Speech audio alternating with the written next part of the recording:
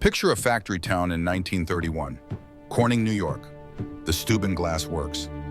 Now fill it with This bread is all 400 we men get. who had jobs a It's year not ago. enough. We're Now starving. We have to 127. make it The rest last. soup lines, It's mine! shanty Give towns, me! No! We desperation are so there! thick you It's can not taste enough! it. You'll kill Add us one both! 17-year-old boy who walked 80 miles from a failed dairy farm.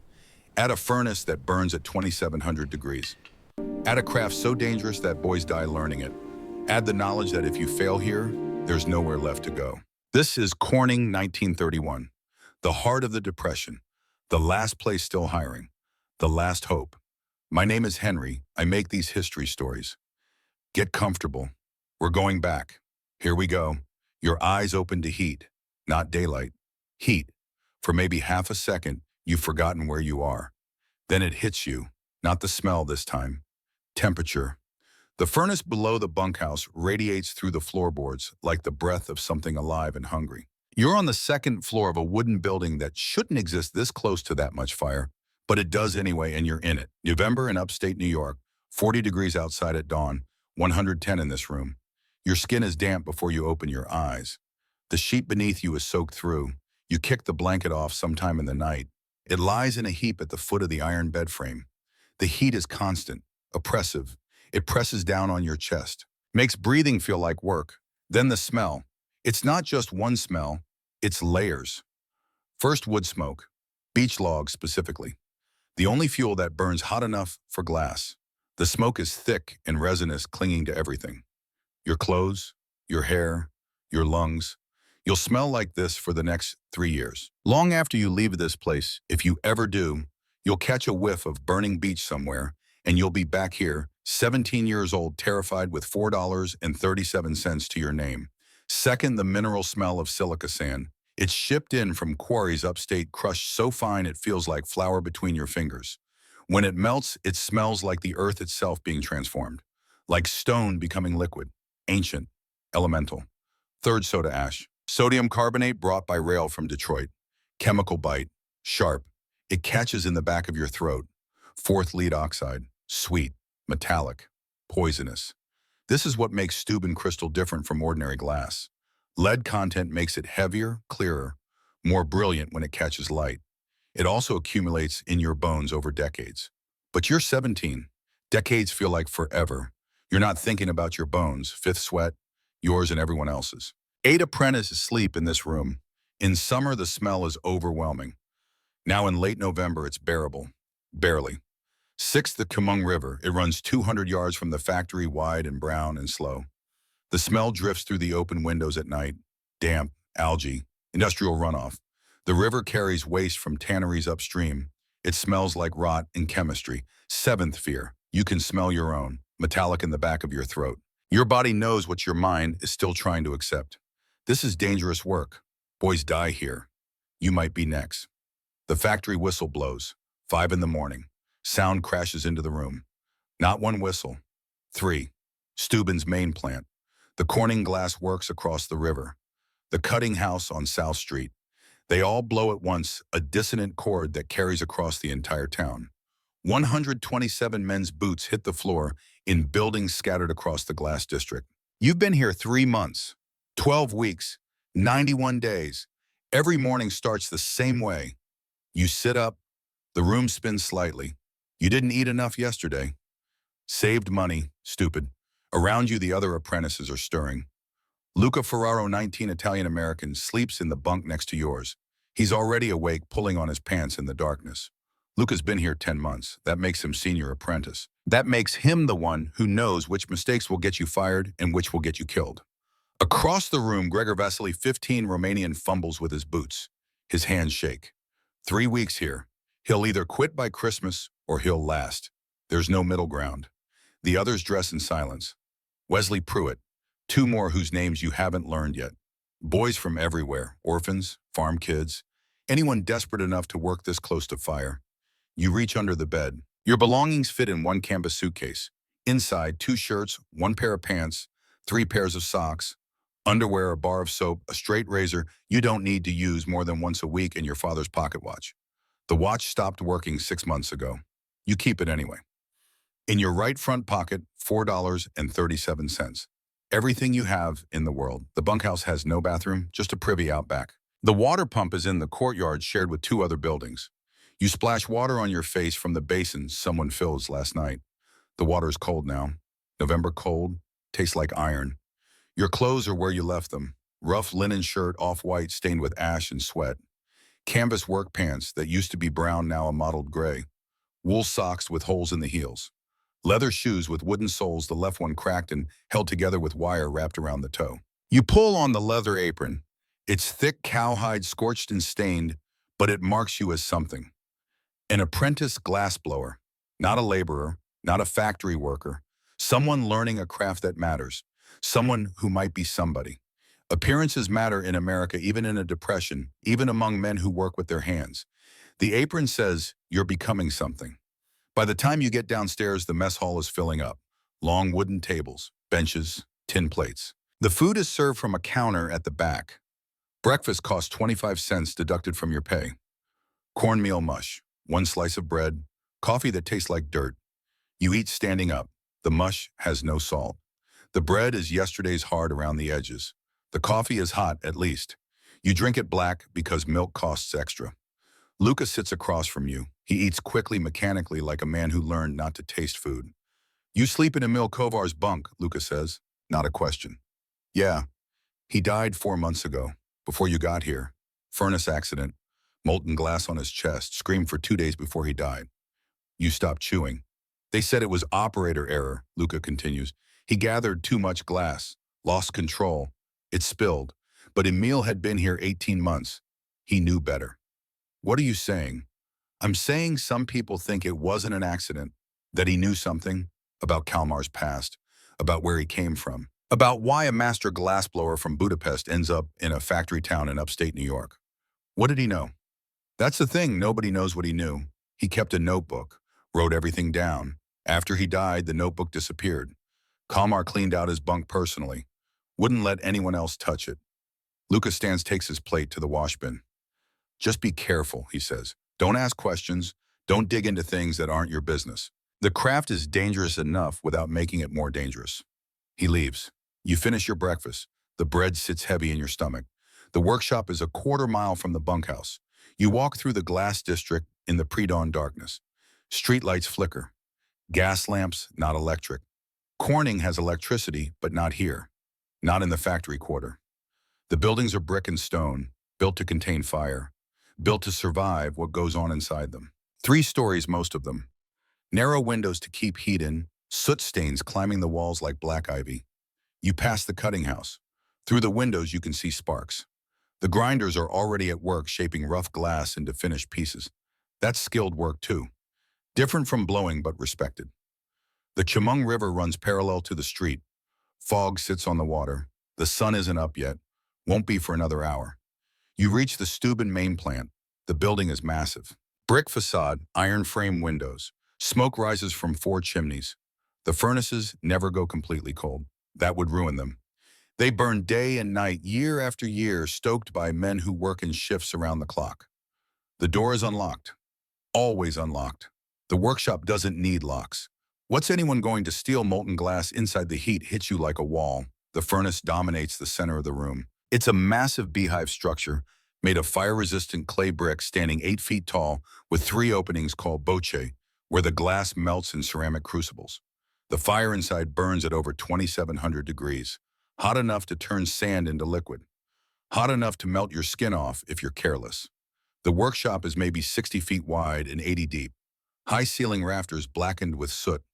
The floor is brick swept clean every night. Glass dust and sand get everywhere. And a dirty workshop is a dangerous workshop. Around the furnace, the tools of the trade hang on pegs and sit on benches. The pontil rods iron blowpipes 5 feet long, worn smooth by decades of use. The jacks, spring-loaded steel tongs for shaping. The blocks, wet wooden paddles that hiss when they touch hot glass. The shears for cutting molten material. The marver, a steel table for rolling and shaping. The glory hole, a reheating chamber built into the side of the furnace. Everything has its place.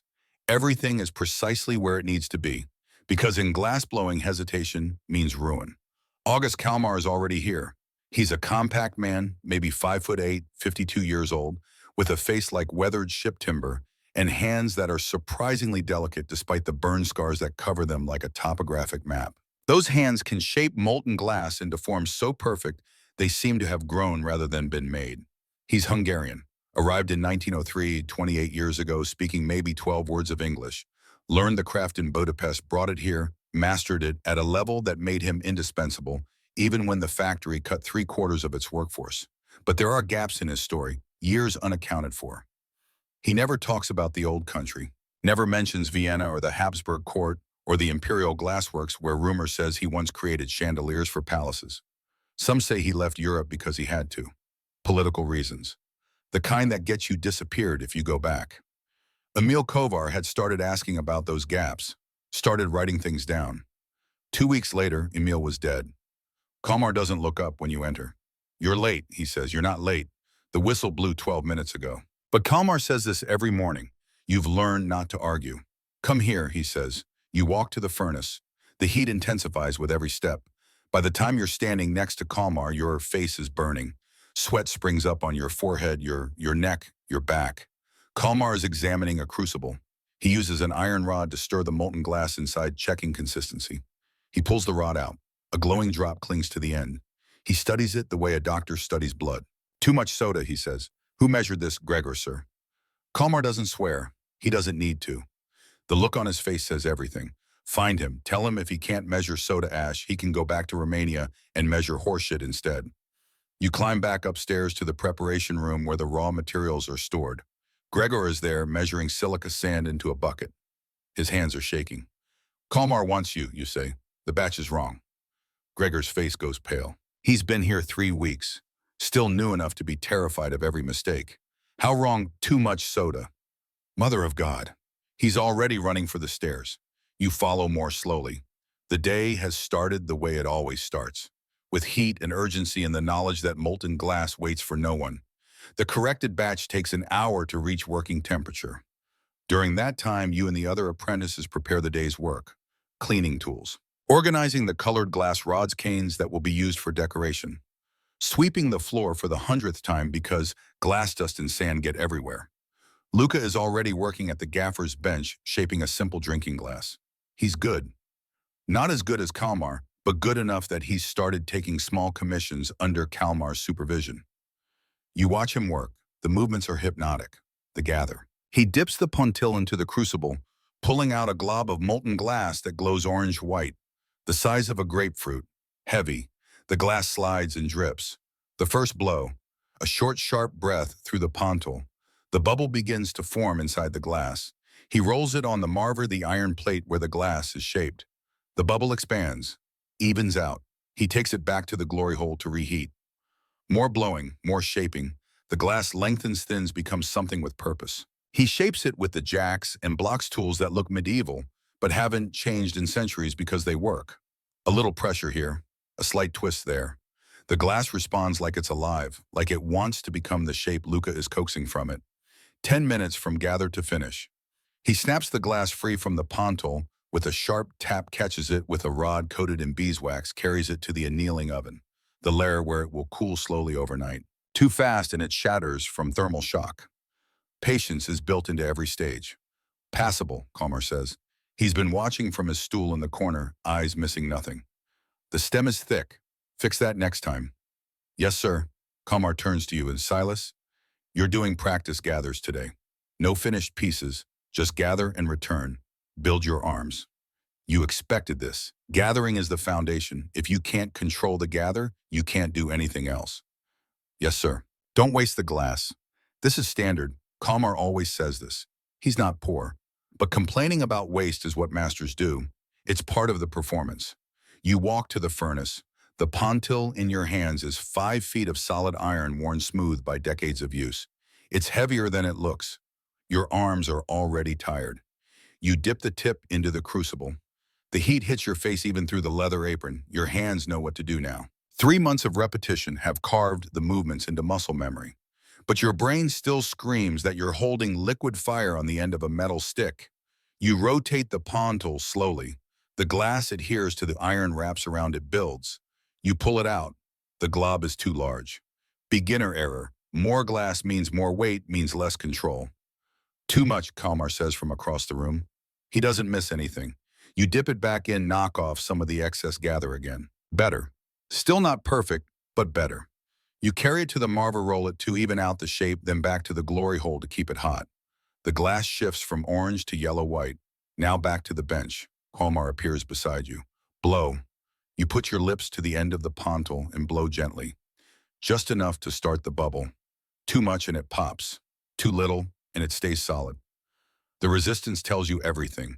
The give of the glass as air enters. The way it stretches. Good. Now back to the heat. You take it to the glory hole again. The color shifts. The glass becomes more fluid. Roll it. Back to the marver. The glass flattens slightly, evening out. Again. You repeat the process. Gather, blow, shape, reheat, over and over. Your arms burn. Your face is sunburned from the furnace. Your lungs ache from breathing air that's half smoke. After 40 minutes, Kalmar says, stop. You've produced nothing. Just gathered glass and returned it to the crucible over and over. But your arms are shaking from the sustained effort. Your hands have learned things your brain can't articulate yet. Sufficient, Kalmar says, which from Kalmar means good, maybe even very good. You carry the pontal back to its peg. Your first real lesson is over. The morning passes in heat and repetition. By the time the church bells ring terse 9 o'clock, you've done 20 more practice gathers. Your hands are shaking. Your face is burned. Your lungs feel like you've been breathing sand. Break, Kalmar says. Eat something. Be back in an hour. The apprentices file out. You follow them to the mess hall. Lunch costs 20 cents. Bologna sandwich, 1 apple, water. You eat outside on the loading dock. The air feels cool compared to the workshop, even though it's 40 degrees. You sit with your back against the brick wall, legs dangling over the edge. Luca sits next to you. He's eating the same meal. Everyone eats the same meal. You're doing better, he says. Doesn't feel like it. 3 months ago, you couldn't gather at all. Now you can. That's progress. You bite into the apple. It's mealy, past its prime. But it's food. How long before I make something real, you ask? Depends. Some apprentices make their first piece in 3 months. Some take a year. Kalmar will tell you when you're ready. How long did it take you? 5 months. You watch the Chemung River flow past. Brown water, slow current. Somewhere downstream it feeds into the Susquehanna, then the Chesapeake, then the Atlantic. Your father used to talk about following rivers to the sea. He never did. Died of tuberculosis in a room that smelled like disinfectant and defeat. Tell me about a meal, you say. Luca doesn't answer immediately. He finishes his sandwich, wads up the wax paper, tosses it into a bin. A meal was good, Luca finally says. Really good. 18 months, and he was already doing journeyman level work. Fast, precise. Kalmar was going to promote him. Then what happened? He started asking questions about Kalmar's past, about Budapest, about the years between when Kalmar left Europe and when he showed up here in 1903. There's a gap, 7, maybe 8 years. Nobody knows what Kalmar did during that time. And Emil found out. Emil thought he did. He kept a notebook, wrote down everything, dates, names, connections. He told me he was close to figuring it out. Said Kalmar had worked for someone important, someone dangerous. Said that's why Kalmar never went back. What happened to the notebook? Like I said, disappeared. After Emil died, Kalmar personally cleaned out his bunk. The notebook was never seen again. You think Kalmar killed him? Luca looks at you. His eyes are hard, old beyond his years. I think the craft is dangerous enough without making enemies of the people who control your life. I think Emil forgot that, and I think you should remember it. He stands, walks back toward the workshop. You sit there for another 10 minutes, watching the river, thinking about nothing and everything. The afternoon is more practice gathers. Kalmar doesn't let you attempt a finished piece, not yet. Just gathering and returning until your arms feel like they're going to fall off. At 4 in the afternoon, Wesley Pruitt walks in during his break. He's been working in the cutting house all day, grinding edges on wine glasses. He looks tired, looks defeated. He walks up to Kalmar. I'm done, he says. Kalmar doesn't look up from the piece he's shaping. Done with what? This, all of this? I can't do it. I'm going to Detroit. Ford's hiring. Now Kalmar looks up. Ford laid off 70,000 men last year. I'll take my chances. You'll starve. I'm starving here. Kalmar sets down his tools. He stands, walks over to Wesley. They're the same height, but Kalmar has the presence of someone who's survived things you can't imagine. You're quitting because it's hard, Kalmar says. I'm quitting because it's impossible. Good, go. I don't need apprentices who quit when it's impossible. I need apprentices who keep working when it's impossible. That's the only kind who become masters. Wesley leaves. He'll pack his things tonight. He'll be gone by morning. Detroit will chew him up and spit him out, but that's not your problem. You watch him go. Part of you wants to follow. Part of you knows that's the part that gets you killed. Kalmar returns to his work. Silas, he says, come here. You walk over. You've been here 3 months, Kalmar says. You haven't quit. That means something. Not much, but something. Tomorrow you make your first piece, a paperweight, just a solid ball, simple. But it will be yours. Understand? Your heart jumps. Yes, sir. Don't get excited. You'll probably fail. Most apprentices do, but you'll try. That's what matters. He goes back to shaping his piece. The conversation is over. You return to your practice gathers, but everything feels different now. Tomorrow you'll make something real. The day ends at 6. The factory whistle blows. 127 men stop working and go home, or to the bunkhouse, or to the tavern on Market Street, where beer costs a nickel, and you can forget for a little while that the world is collapsing. You go back to the bunkhouse. Dinner is served at 6:30. Pork and beans, 1 slice of bread, coffee, costs 30 cents. You eat slowly, making it last. After dinner, you go upstairs. The other apprentices are playing cards. They play with a deck that has missing cards. Nobody's betting real money. You sit on your bunk, Emil Kovar's bunk. You try not to think about that. You take out your father's watch. It's silver-plated, not real silver. The watch face is cracked. The hands stopped at 3:17. Morning or afternoon, you don't know. It stopped 2 months before he died. You wind it anyway. Habit. It doesn't start. Luca sits down next to you. First piece tomorrow. Yeah. Kalmar told you it's just a paperweight. Yeah. He's lying. He'll make you do it perfectly. Every paperweight he's ever approved could be sold for $5. He doesn't accept practice quality. Only real quality. I'll do my best. Your best won't be good enough. Not tomorrow. Maybe not for months, but you'll keep trying. That's what he's testing. Not your skill. Your refusal to quit. Luca stands, walks away. You lie down. The straw mattress rustles beneath you. The room is cooling now. November air seeping through the gaps in the walls. Through the window, you can see the factory lights. The furnaces glow like dying stars. Smoke rises into the darkening sky. You close your eyes. Tomorrow you'll make something. It will probably be terrible, but it will be yours. That has to count for something. The sounds of the bunkhouse fade. Someone's snoring. Someone's coughing. The floorboards creak as Gregor walks to the privy. You think about your mother. You haven't written to her yet. Don't know what to say. I'm alive. I'm learning. I'm terrified. That doesn't seem like enough. You think about the 80 miles you walked to get here. Syracuse to Corning. 4 days, sleeping in barns, drinking from creeks, eating berries, and the 1 loaf of bread you carried. You think about your father's farm. The dairy cows sold for almost nothing. The land foreclosed. Your mother remarrying a man who didn't want you there. 1 less mouth to feed. And you think about Emil Kovar, dead 4 months. Molten glass on his chest, questions he shouldn't have asked. You think about tomorrow, your first piece. Your breathing slows. The heat from the furnace below radiates up through the floorboards one last time before the night crew banks it low. Sleep comes slowly, but it comes, and tomorrow will come whether you're ready or not. Your eyes open to cold this time, not heat. January has arrived. The furnace still burns below, but the winter air pushes through the gaps in the bunkhouse walls, and for the first time since August, you wake up shivering instead of sweating. The wool blanket is pulled up to your chin. Your breath makes small clouds in the pre-dawn darkness. 4 months have passed since that first morning. 121 days. 17 weeks. You've kept count without meaning to. Time moves differently when you're measuring survival. The factory whistle blows. 5 in the morning. Same as always. You sit up. Your hands ache. They always ache now. The repetitive motion of gathering, blowing, shaping. Your knuckles are swollen. Your palms are calloused, so thick you can barely feel texture anymore. There are small burn scars on your forearms where molten glass has spattered. Not bad burns. Nothing like what happened to Oscar. But scars nonetheless.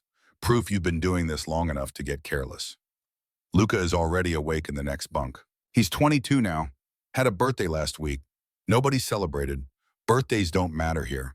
Only whether you showed up to work or not. Cold today, he says. Yeah. Wait till February. This is nothing. You pull on your clothes, same shirt, same pants. You wash them Sunday in the communal basin. They're still stained with ash and silica dust. That never comes out. The stains are permanent, like the smell of wood smoke in your hair. Your apron hangs on a peg by the door. The leather is more scorched now than it was in November. Darker, stiffer. The Steuben mark stamped on the chest is barely visible anymore.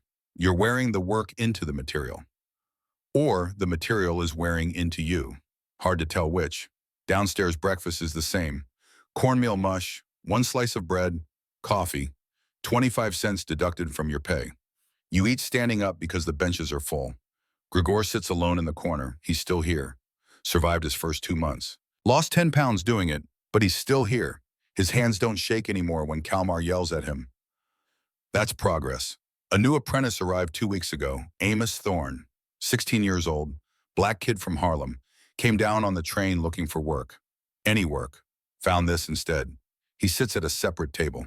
Not by choice. The other apprentices won't sit with him. Factory rules say everyone's equal. Factory reality says different. You take your plate and sit across from him. He looks up surprised. Morning, you say. Morning, he says back. His voice is cautious, testing whether this is a trick. It's not a trick. You're just tired of eating alone. You finish breakfast in silence. It's enough. The workshop is colder than the bunkhouse. The furnace heats the center of the room to unbearable temperatures, but the walls are brick and the ceiling is 30 feet high, and the heat just rises and escapes through gaps in the roof. Kalmar is already working when you arrive. He's shaping something delicate. Looks like a wine glass. The stem is impossibly thin. You don't know how he does it. Don't know if you'll ever know how he does it. Silas, he says, without looking up, you're on production today. 8 drinking glasses. Simple cylinders. No decoration. They need to be done by 4. Your stomach flips. Production work. Real work. Pieces that will actually be sold. Yes, sir. Don't waste my time. Don't waste my glass. Make them right or don't make them at all. You walk to the furnace. The heat hits your face. After 4 months, you barely notice it anymore. Your body has adjusted, calibrated itself to expect this level of discomfort. The first gather is clean. You've done this 1,000 times now. The pontil dips into the crucible. The glass adheres. You rotate building the gather to the size you need. Not too much, not too little. Pull it out. The glow is orange-white. Perfect temperature. You carry it to the marver, roll it to even out the shape, then to the glory hole to reheat. The glass shifts to yellow-white, now to the bench. You blow. The bubble forms. You can feel it. The resistance. The give. It's centered. Good. You shape it with the jacks, pulling and squeezing, forming the cylinder. The glass responds. It wants to be this shape. You're just helping it get there. 10 minutes later, you snap it free, transfer it to the annealing oven. 1 down. 7 to go. The second glass is identical to the first. So is the third. By the 4th, you're not thinking anymore. Your hands know, your body knows. The craft has entered your muscles and bones. By noon, you've finished 6 glasses, all passable. 1 is actually perfect. The walls are exactly the same thickness from top to bottom. The rim is clean. The proportions are right. Kalmar examines it, holds it up to the light, turns it, checks for stress marks in the glass. Air bubbles. Imperfections. He says nothing. Just nods. Your first perfect piece in 4 months. The church bells ring. Noon, lunch break. You eat outside again. Bologna sandwich, apple, water. The apple is better this time. Someone got a good shipment. Luca sits next to you. He's eating the same meal. Everyone always eats the same meal. 6 glasses by noon, he says. That's good speed. Kalmar wants 8 by 4. You'll make it. You bite into the sandwich. The bologna is thin, gray. Probably more filler than meat, but it's protein. Luca pulls a small notebook from his pocket. It's worn, soft from being carried everywhere. He opens it, shows you pages covered in numbers. You need to start tracking, he says. Every dollar, every cent. Otherwise, you'll never know where you stand. I know where I stand, broke. But how broke you need to know, Gaipen. Here, I'll show you. He flips to a recent page. The handwriting is neat, precise. Week of January 4th, he reads. Wages $7. Bunk $150. Meals, 14 meals at 15 cents each, that's 210. Leaves 340. But then you have miscellaneous, soap, shoe repair, laundry. That's maybe 40 cents a week, so you save $3 even. That's not much. That's $12 a month. In a year, that's 144. In 3 years, you have $432. That's enough to rent a small workshop, buy used tools, start taking private commissions. If nothing goes wrong. If nothing goes wrong, Luca agrees, but things go wrong. Factories close. You get sick. Tools break. So you plan for that. You save more when you can. You spend less when you have to. He closes the notebook, puts it back in his pocket. My father taught me this, he says. He worked in the coal mines in Pennsylvania, made even less than we do. But he tracked every penny, knew exactly where he stood. That's power. Knowing your numbers. You think about this. You've been spending without tracking, just hoping there's enough left over. That's stupid. That's how you end up broke. Can you show me how to do that, you ask? Luca pulls the notebook out again, tears out a blank page from the back, hands it to you with a pencil stub. Start today, he says. Write down what you made this week, what you spent, what you have left. Do it every week. You'll be surprised what you learn. You fold the paper. Put it in your pocket. Thank you. We're all we've got, Luca says. Might as well help each other. The bell rings. 1 o'clock. Back to work. You finish the last 2 glasses by 3:30. All 8 are passable. 2 are perfect. You're getting faster, more consistent. The craft is settling into your bones. Kalmar inspects them, lines them up on the bench, studies each one. Good work, he says. Not acceptable, not sufficient. Good, that's new. You're improving faster than most, Kalmar continues. In another month, I'll start teaching you stems, wine glasses, goblets, more complex forms. Your heart lifts. Progress. Actual measurable progress. Thank you, sir. Don't thank me. Just keep working. He walks away. You carry the glasses to the annealing oven. They'll cool overnight. Tomorrow they'll be inspected again, then packed for shipment to a hotel in Albany. 12 cents per glass, 96 cents total. You won't see any of it. Apprentice work is unpaid practice. But your name goes in the work log. That matters. The afternoon continues. More practice gathers for the younger apprentices. Gregor is still struggling. His hands are clumsy. He drops glass, wastes materials. Kalmar yells at him 3 times in 1 hour. Amos is better. He's only been here 2 weeks, but he has natural hand-eye coordination. Athlete's hands. He moves like someone who played baseball or basketball. Quick, precise. You're doing well, you tell him during a water break. He looks at you, still cautious, still waiting for the trick. Thank you, he says. Where'd you learn to move like that? Basketball. Played in Harlem. Good enough to almost go pro, but nobody's hiring Negro ball players for money. Their loss. He smiles, small, guarded. Yeah. At 6, the whistle blows. Work ends. You file out with the others. The temperature has dropped further, maybe 20 degrees now. You can see your breath. Winter is deepening. January will be brutal. Dinner is pork and beans, 1 slice of bread, coffee, 30 cents. You eat slowly. Track the cost in your head. After dinner, you go upstairs. The other apprentices are playing cards again. You take out the paper Luca gave you, borrow his pencil stub. You write, you do the math in your head. You've been here 17 weeks. At $3 a week, that should be $51 saved. But you spent more the first few weeks. Bought extra socks, replaced your shoes, had to pay for medicine when you got a chest cold in October. You count the money hidden in your mattress. $44.20. You write, you stare at the number. $44. 4 months of work. It feels like nothing and everything at once. Your goal is $200, enough to bring your mother here.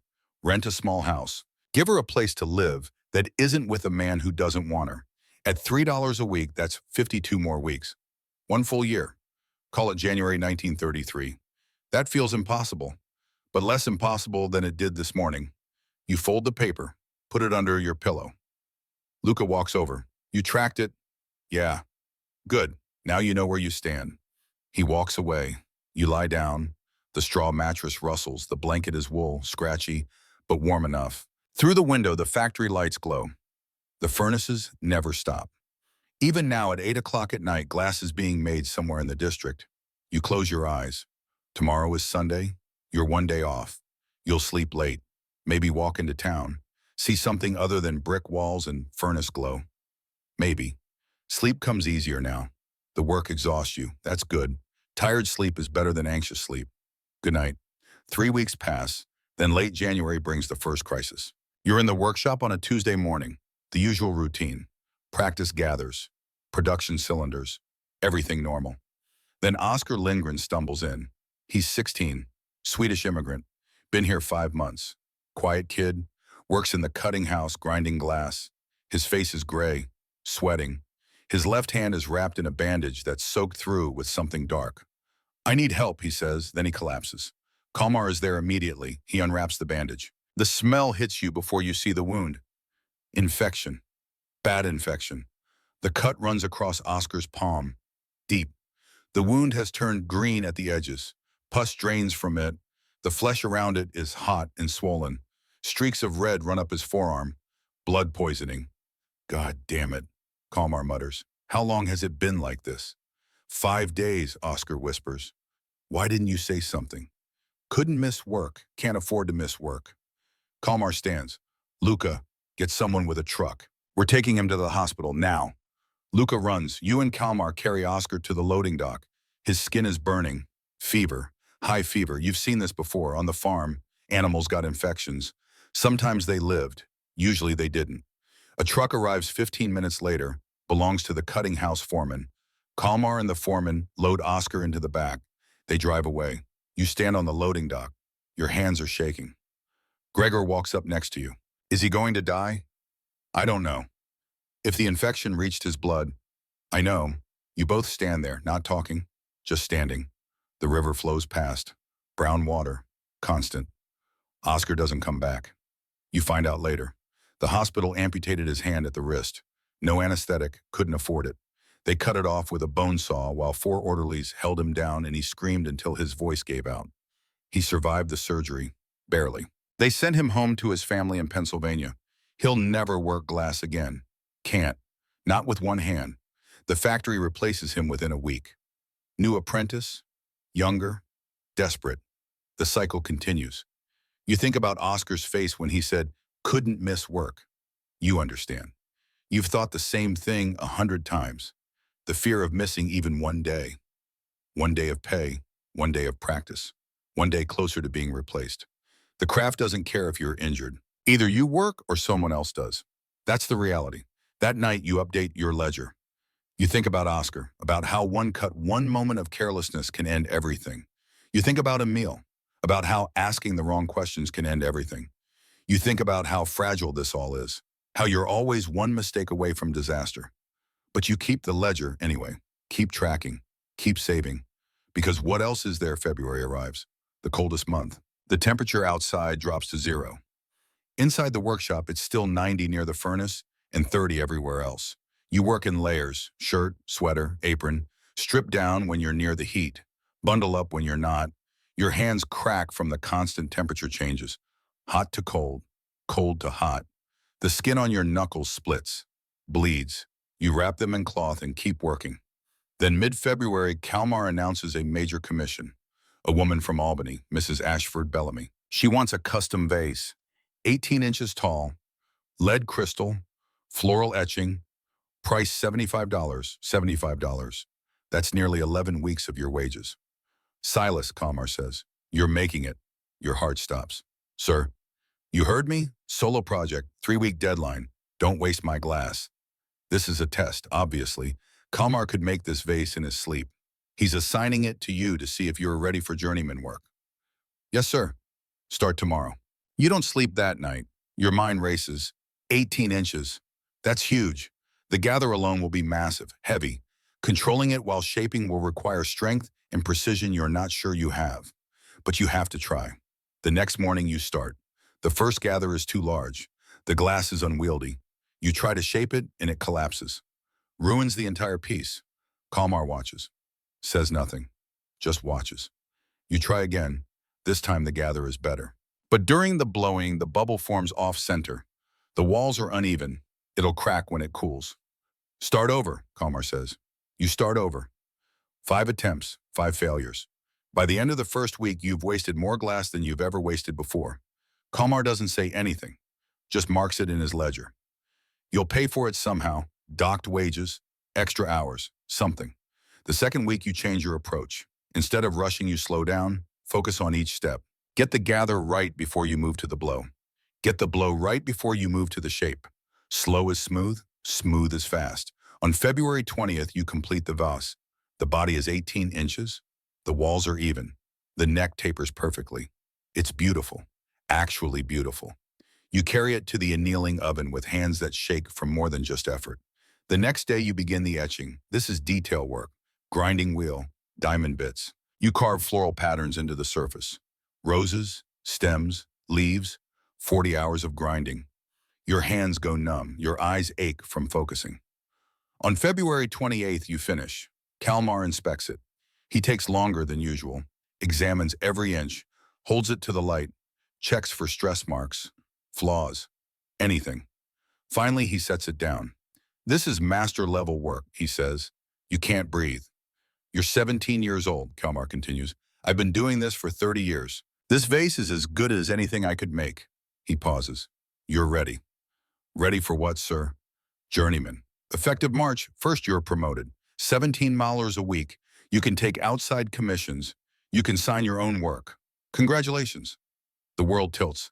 $17 a week. That's more than double what you're making now. That changes everything.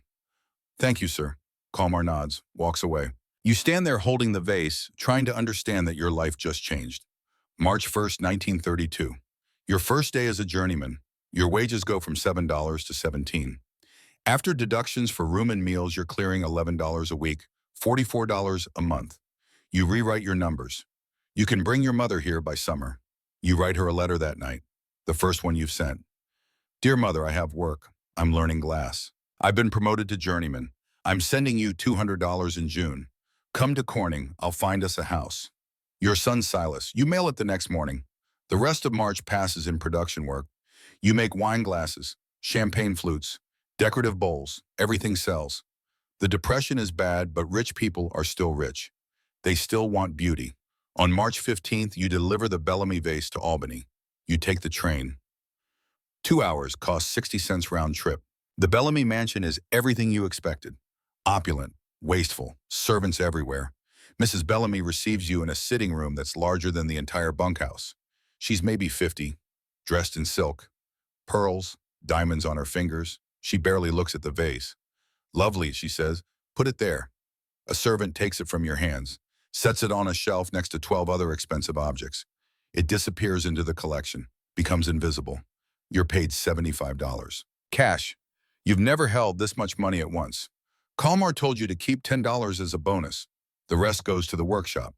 On the train ride back, you think about what Kalmar said weeks ago, about how craft belongs to the maker, not the buyer, about how your work outlasts their money.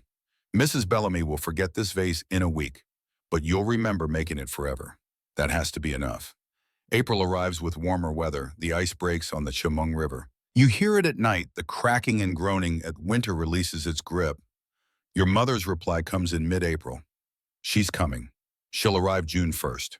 You use part of your savings to rent a small house on the edge of town. $12 a month. 2 rooms, outdoor privy, hand pump in the yard. But it's yours. May passes in work. You're making consistently now. 20 glasses a week, 30. Your speed increases.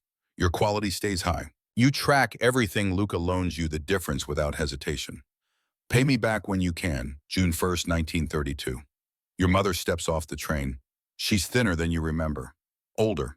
The past year has worn her down. But she's here. You walk her to the house, show her the rooms, the wood stove, the pump in the yard. It's not much, you say. She touches your face. It's everything. That night, you sleep in your own bed for the first time in 10 months. The house is drafty. The mattress is thin, but your mother is in the next room and you've done what you said you'd do. You brought her home. Your ledger that night. Whatever comes next, you've already won something. The furnace will still burn tomorrow.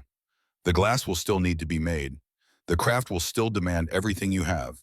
But tonight, you rest. You've earned it. Good night. Spring becomes summer. The heat returns, but it's different now. You're not sleeping in the bunkhouse anymore. You wake up in your own bed in your own house with your mother in the next room making coffee. July 1932. You're 18 years old, been at Steuben for 11 months.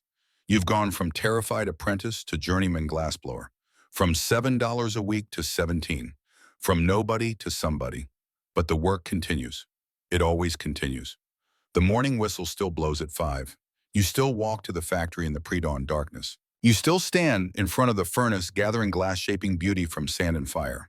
The difference is you're getting better, faster, more confident, and you're teaching now.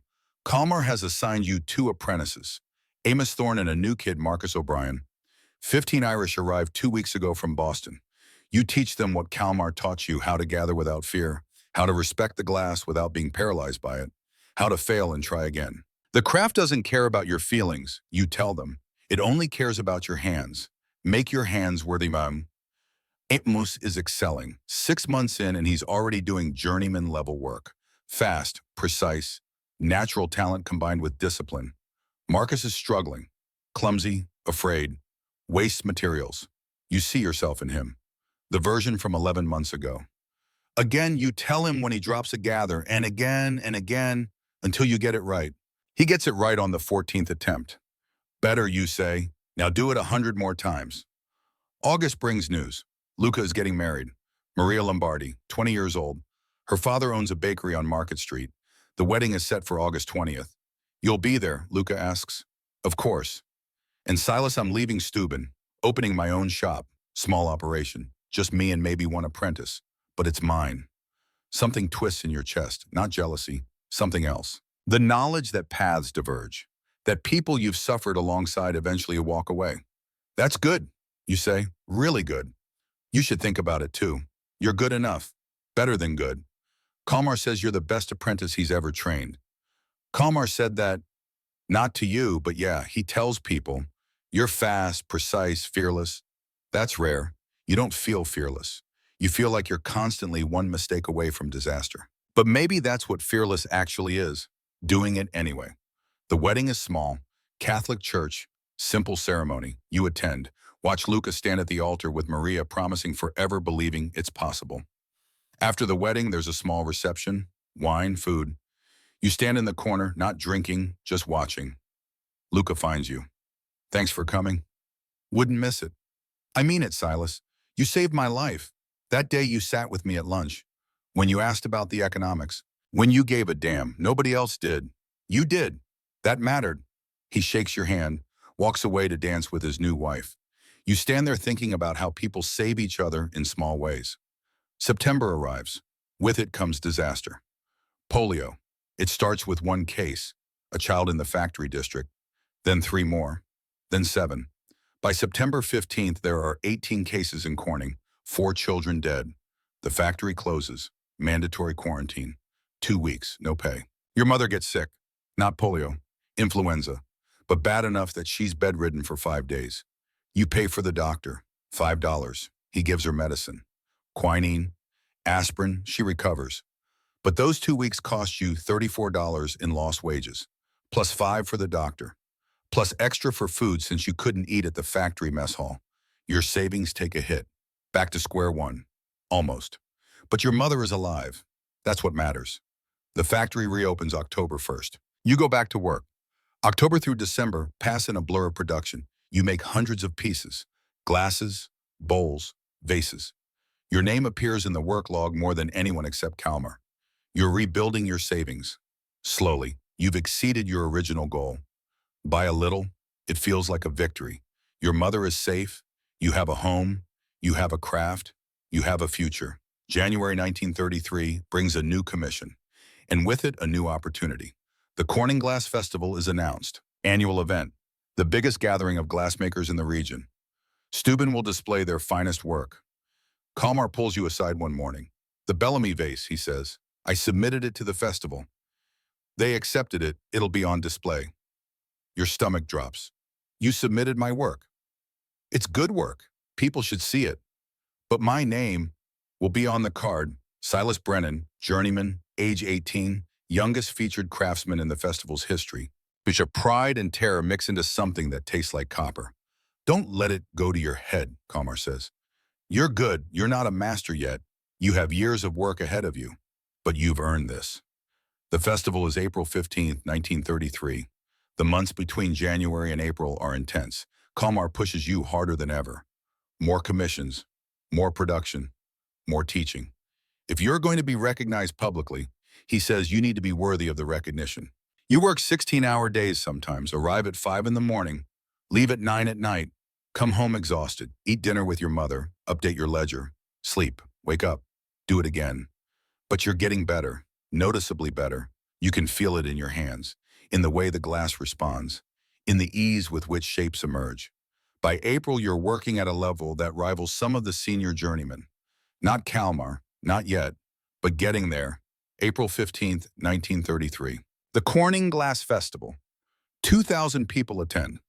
Glassmakers, collectors, buyers, people from New York City, Boston, Philadelphia. You walk through the exhibition hall, hundreds of pieces on display. Vases, sculptures, windows, chandeliers, art and craft blurred together until you can't tell where one ends and the other begins. And there in the center of the Steuben section is your vase, 18 inches of lead crystal. Floral etching, light catches it and fractures into rainbows. It's surrounded by pieces from masters who've been working glass for 40 years. And it belongs. The card reads, people stop to look at it. They lean in, study the etching, comment on the clarity of the glass, the precision of the work.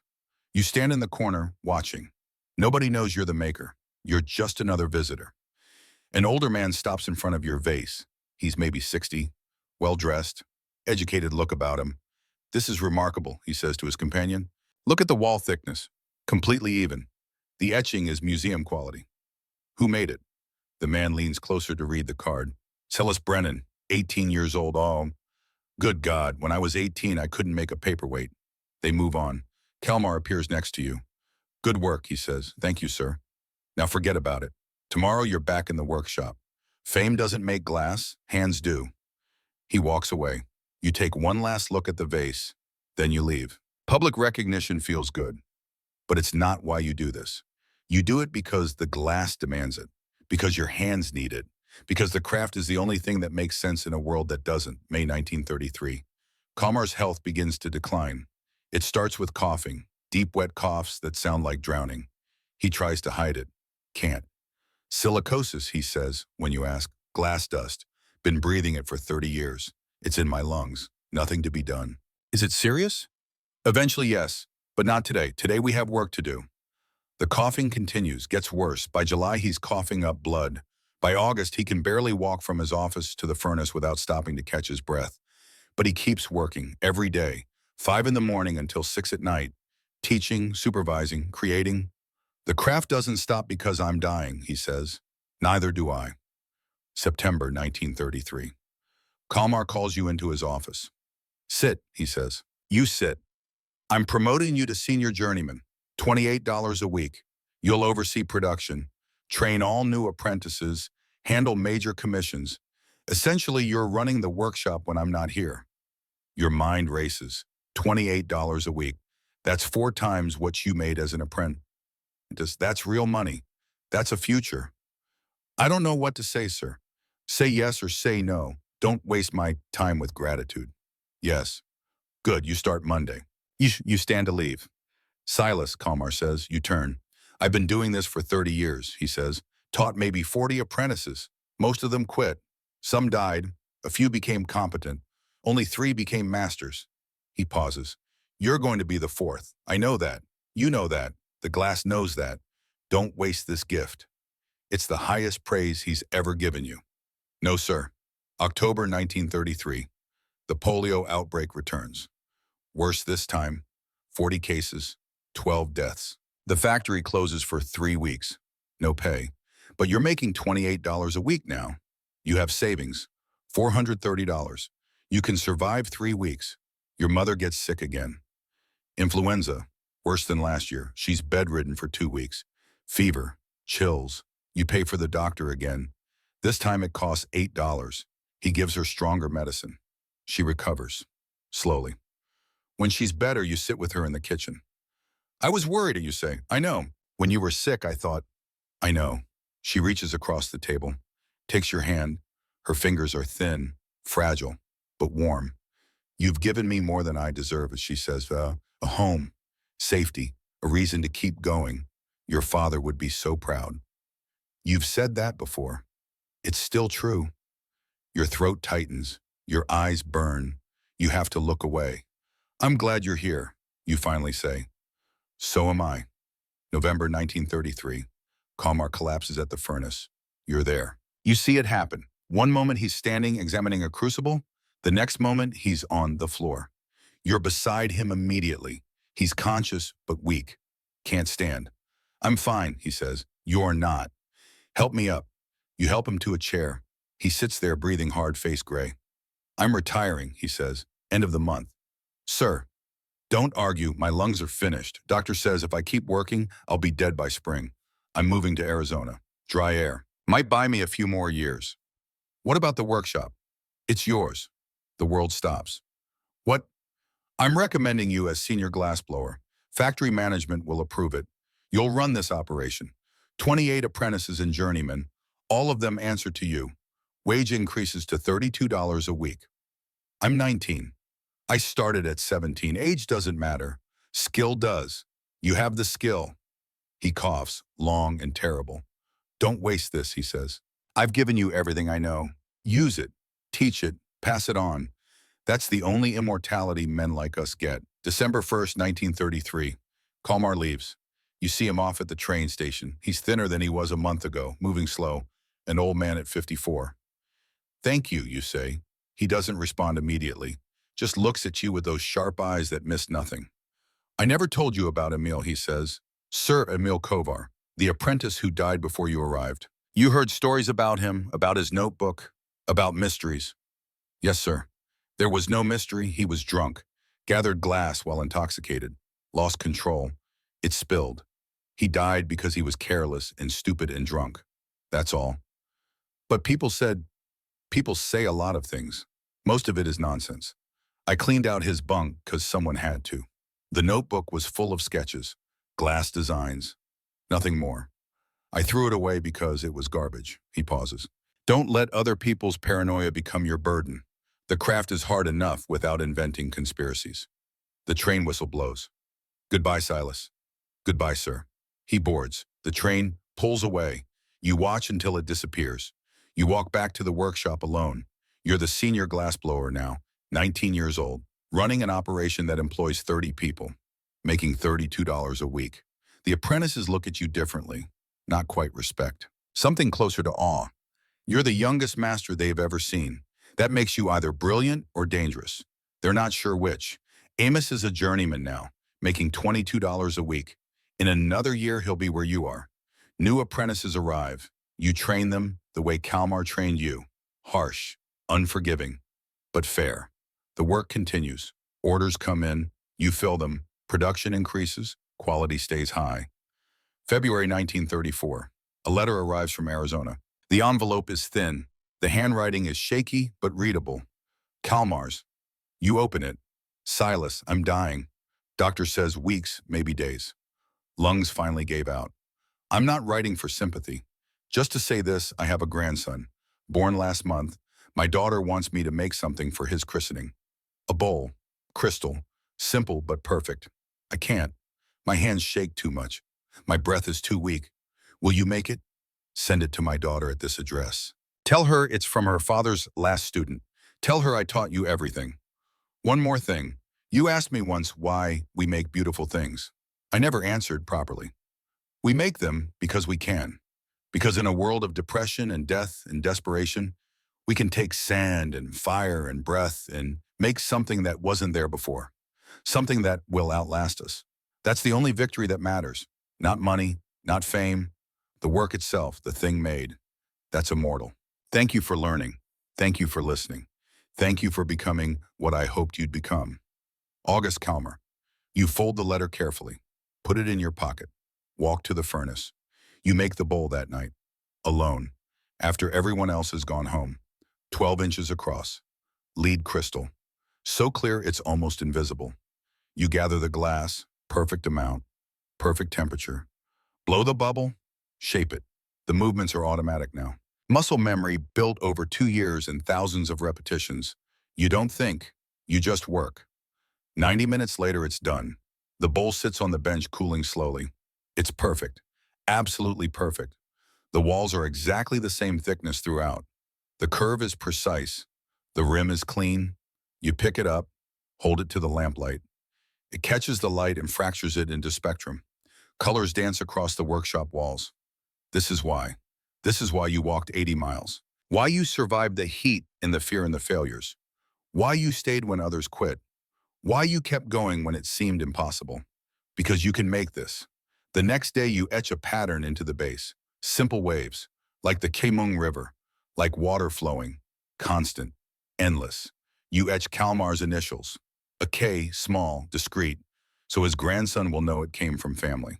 You pack it carefully, ship it to Arizona, include a note from your grandfather's final student. He taught me everything. This is for your son.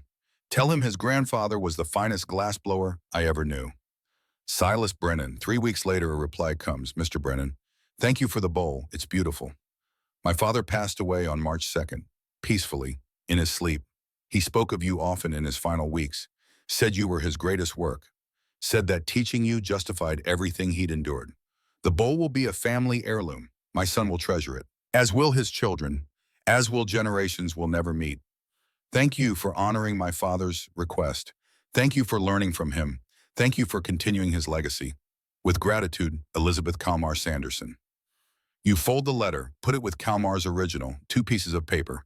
That's all that remains of a 30-year relationship. Teacher and student, master and apprentice. But the work remains. The bowl will outlast the letters, will outlast you, will outlast everyone. That's what Kalmar meant. The work is immortal. April 1934, 1 year since the Glass Festival. You're standing in the same workshop. 19 years old. Still the youngest senior glassblower in Steuben's history. The apprentices are working. Amos is teaching a new boy how to gather. The same way you taught him. The same way Kalmar taught you. The knowledge flows forward. Endless. You pick up a pontil, dip it into the crucible. Gather glass. The heat hits your face. Your hands rotate automatically. The glass builds. Perfect amount, perfect temperature. You pull it out. The glow is orange-white, familiar. Constant. This is what remains. When everything else falls away. When people leave or die or move on. When the depression ends or doesn't. When the world changes or stays the same. This remains. Sand and fire and breath. Turned into beauty. Over and over. Forever. You blow. The bubble forms. You shape. The glass responds. You create. Something from nothing. June 1934. Luca visits. He's been married 2 years now. Has a baby on the way. His shop is doing well. Small commissions. Private clients. Nothing like Steuben's volume, but enough. You should open your own place, he says. You have the skill, the reputation, the savings. You think about this. You have $840 saved, enough to rent a workshop, buy tools, start independent operations. But you're not ready. Not yet, you say. I'm learning more here than I would on my own.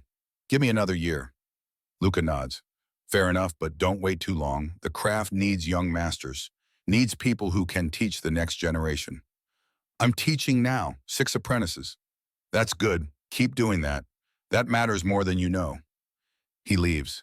You think about what he said, about teaching, about legacy. You think about Kalmar, about how he gave everything to you, knowledge, skills, opportunity, life. You think about how you're doing the same now, for Amos, for Marcus, for the others. The cycle continues, December 1934. 3 years since you arrived. Your mother is healthy. Your savings have reached $960. You're making $32 a week. You're training 8 apprentices. You're one of the youngest masters in the region. By any measure, you've succeeded. But success feels different than you thought it would. Quieter, less dramatic. Just the steady accumulation of days, of work, of glass shaped and cooled and sent into the world. You update your ledger March 1935. You're 20 years old. A letter arrives from Steuben Corporate. Official letterhead. Mr. Brennan, effective April 1st, 1935. You are promoted to Master Glassblower. Salary increases to $42 per week. You will oversee all production operations for the Steuben Art Glass Division. Congratulations on this achievement. Management Master. At 20 years old, you show the letter to your mother that night.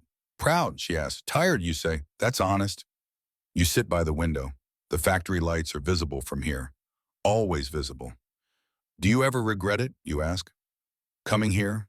Living like this? Small house? Hard life? Never, she says. This is the first place I've felt safe in years. Because of you. Because of what you built. I didn't build anything. I just learned a craft. You built a life. That's harder than building anything else. You don't know what to say to that. April 1935. Your first month as a master, $42 a week. After expenses, you're saving $32 a week. $128 a month. You'll reach your goal by summer. Then you'll open your own workshop. Small operation, just you and maybe 2 apprentices. But you'll still teach at Steuben part-time. That matters.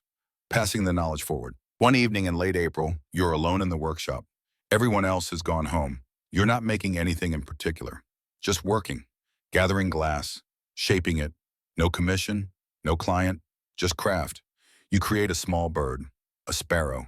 Delicate, perfect, made from clear crystal. So perfect it looks alive. You make it because you can. Because after 3.5 years, your hands know how to shape anything.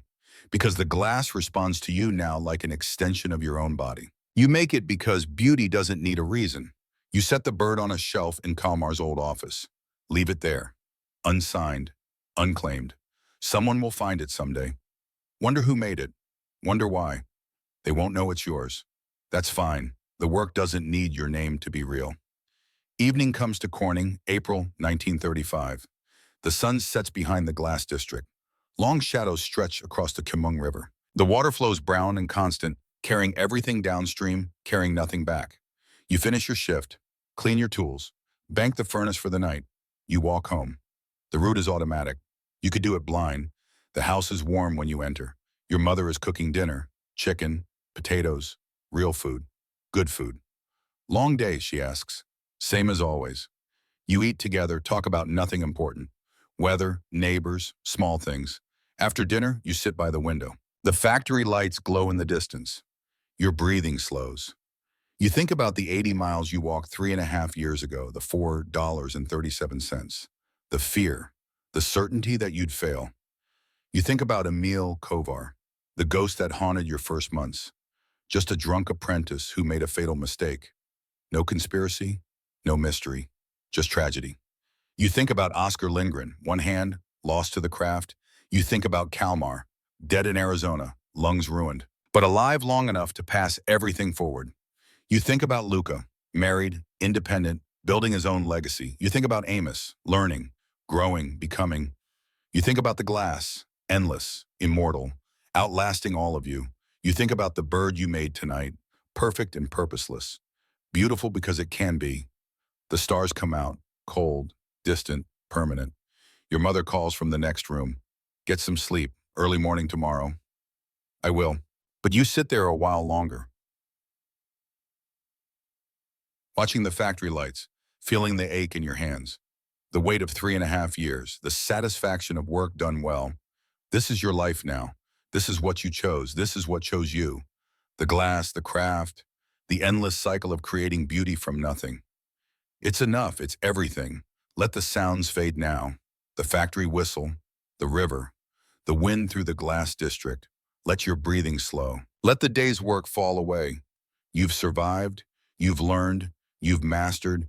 You've taught. You've passed the knowledge forward. The glass will still be there tomorrow. The furnace will still burn. The craft will still demand everything you have. But tonight you rest. Your hands smell like smoke. They always will. Your body aches. It always will. Your mind holds the weight of 3.5 years of learning, of failure and survival, of becoming. That's legacy. That's immortality. That's enough. Let sleep take you the way it took Silas Brennan in Corning, New York, 1935. Let the heat from the day fade. Let the smell of wood smoke and silica drift away. Let the sound of the Chemung River become distant. Let everything become distant. You've earned this rest. Take it. The work is immortal. The rest is just noise. Good night.